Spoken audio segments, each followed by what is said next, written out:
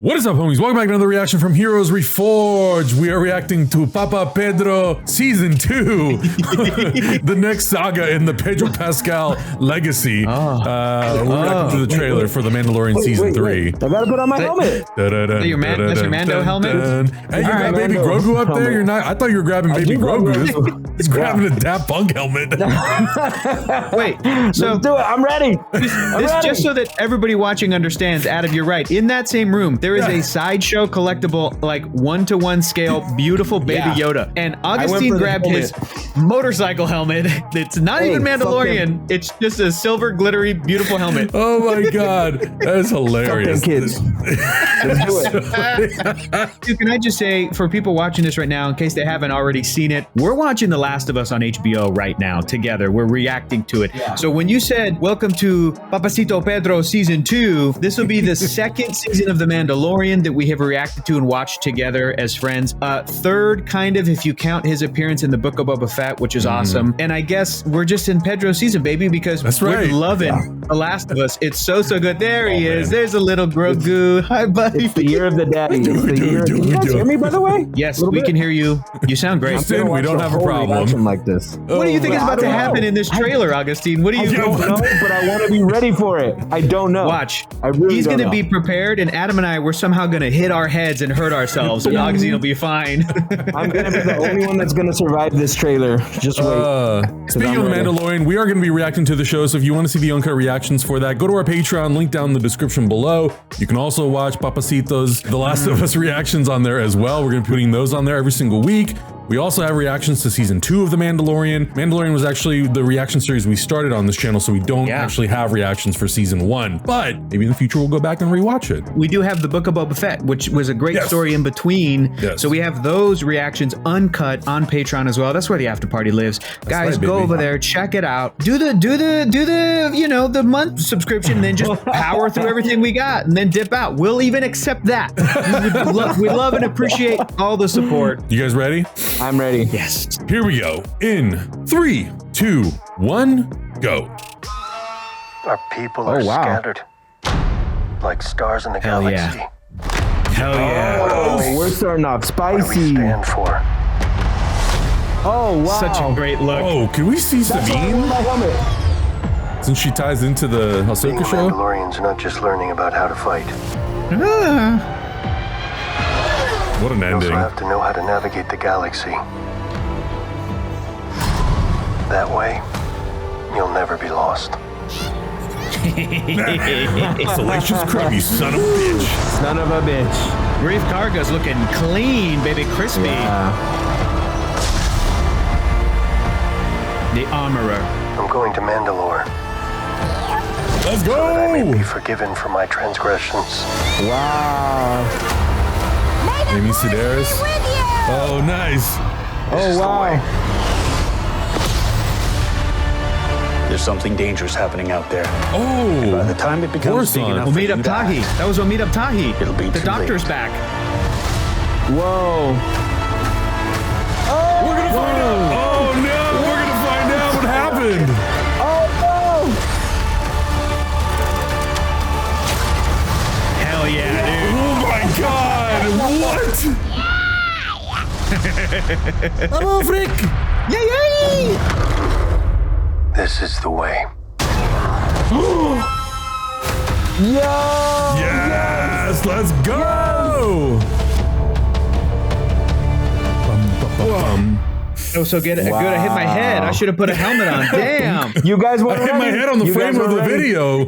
I survived. I survived that trailer reaction. Hold on. I cannot breathe in this thing. Let me take this off.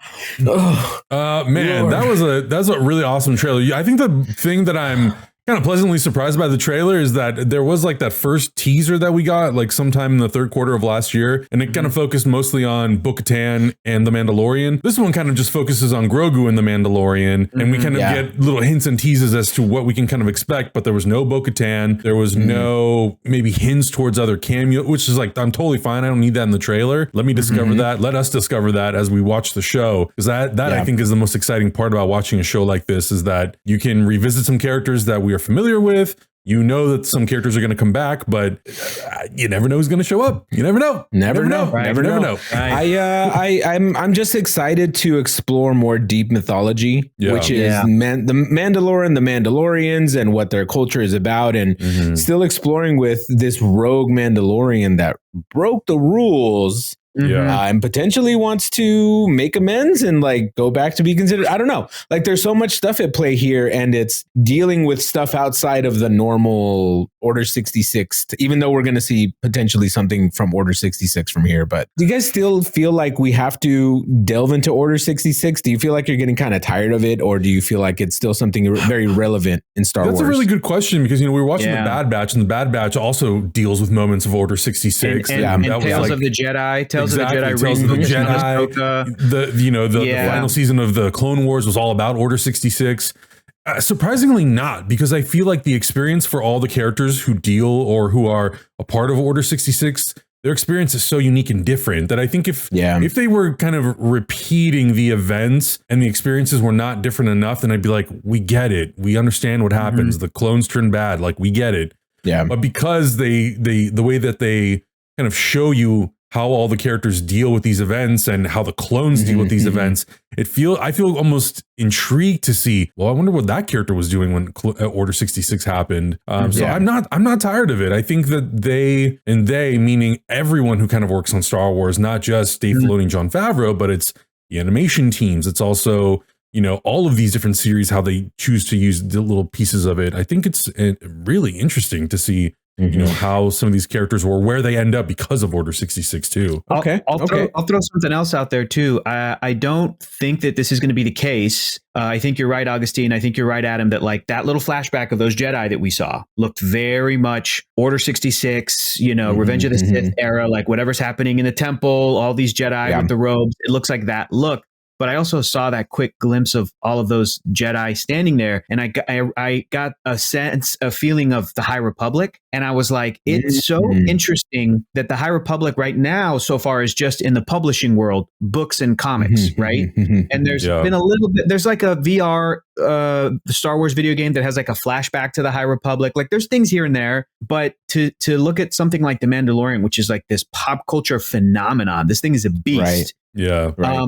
I'm like, with everything that's happening in Star Wars across the board, it's not just Filoni or Favreau, whoever's like directing these, but like everything Star Wars, they could use The Mandalorian as a way to introduce audiences to that era or some characters or whatever. We know that we're getting the Acolyte, and even just seeing that, even though I know that it is not High Republic Jedi, because High Republic Jedi were they looked differently. They looked a little bit more, I don't know, Camelot. Acolyte takes place like at the very, very end of the High Republic era. End of that. But I'm like, but that's coming. The Acolyte's coming. And I'm thinking, man, they might even introduce something to do with that show in The Mandalorian. Right? Yeah, like it's all, they could. They could plant seeds. They introduced Book of Boba Fett at the end of season 2. So it's very We've possible. got Ahsoka coming, so it's very possible that characters from the Ahsoka show, Ahsoka and Luke showed up in the Book of Boba Fett. We know that characters from Star Wars Rebels are going to be in the Ahsoka show. It is not outside of the realm of possibility that we could be introduced to some characters in this. I'm glad, Adam, you were saying earlier that like the early look that we saw was more Bo-Katan and that sort of dynamic, and this one is Grogu and Mando. Yeah, I feel that even though we're geeking out and we're Star Wars nerds and we're excited about all the potentiality of like introducing this and this character, and you don't know who's going to show up and all that stuff. The focus at the end of the day, we love this show because we love Papacito Pedro, Papacito, 100%, and his relationship with this amazing puppet. I want to see the baby. I would like to see the baby. Yes. That's why we love this show. And I'm glad that was the sort of central focus of this quick little minute 42-second thing. For sure. So I think we're good Star Wars fans where we're excited about the connections and all that extra cool Easter egg stuff, but we understand that the core of this is the storytelling, and the story is still gripping because it's Din Djarin and Grogu, and we effing love them, and we would do anything for them, and we must protect them at all costs, and all the extra stuff comes secondary, baby. We're in it. Story is king. Story is king. That's right. 100%. 100%. Focus on the story. We'll be good. But they've done a good job of that. Judging by the director lineup, it's going to be another banger of a show. Yeah. Adam, I keep throw up that graphic, baby. Throw up that graphic right now. Adam. Boom! The director lineup. Look at that. Boom. Damn. Is there any director you guys are excited for?